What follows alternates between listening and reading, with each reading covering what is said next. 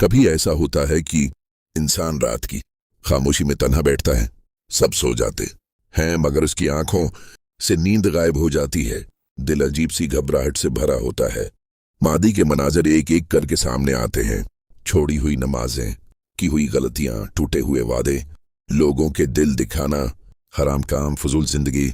और फिर दिल से एक आह निकलती है, या अल्लाह, मेरी जिंदगी तो गुनाहों से भर गई, अब मैं क्या करूं? क्या मेरे लिए भी माफी है? अगर आपके दिल में ये दर्द पैदा हो गया है तो यकीन करें यही आपकी निजात की शुरुआत है, क्योंकि जिस दिल में एहसास मर जाए वही असल तबाही है, मगर जिस दिल में निदामत जिंदा हो वो अभी अल्लाह के करीब हो सकता है। अल्लाह ताला अपने बंदे को गुनाह करने पर फौरन खत्म नहीं करता, वो मोहल्लत देता है, सांस देता है, मौका देता है, बार बार बुलाता है। सूरज हर दिन इसीलिए तुलवा होता है कि शायद आज बंदा पलट आए।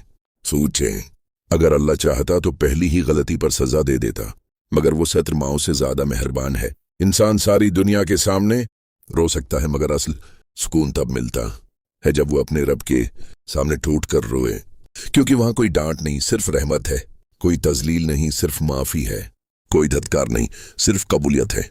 शैतान इंसान को गुनाह करवाने के बाद सबसे बड़ा वार मायूसी का करता है। वो दिल में वसवसा डालता है, तुम बहुत गुनाहगार हो, तुम्हारा अब कुछ नहीं हो सकता, अल्लाह तुम्हें माफ नहीं करेगा। हालांकि सच उसके बिल्कुल बरअक्स है। अल्लाह को गुनाह से ज्यादा नापसंद मायूसी है, क्योंकि मायूसी दरअसल अल्लाह की रहमत पर शक करना है।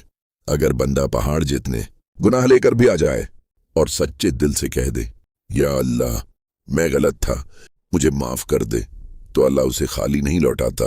वापसी का रास्ता मुश्किल नहीं, बस दिल का सच्चा होना जरूरी है।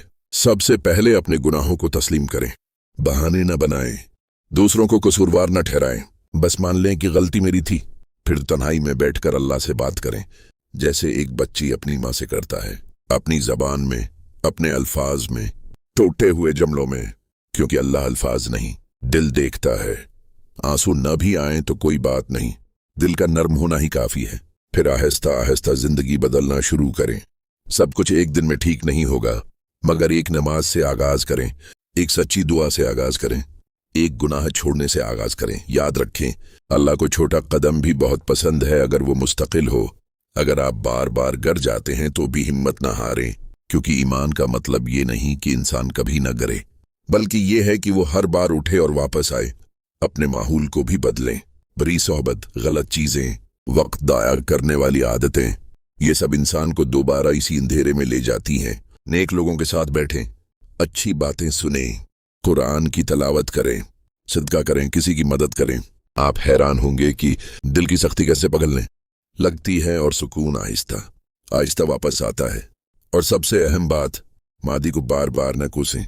अगर आप सच्ची तौबा कर चुके हैं तो अल्लाह ने आपको माफ कर दिया। अब शैतान ही है जो बार बार याद दिलाकर आपको कमजोर करना चाहता है।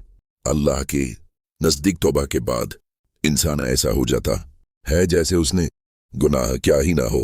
बाद औकात तो अल्लाह इन्हीं लोगों को बहुत बुलंद मकाम देता है जो टूट कर वापस आते हैं, क्योंकि उनके दिल में आजिज़ी, खौफ और मोहब्बत सब एक साथ पैदा हो जाते हैं।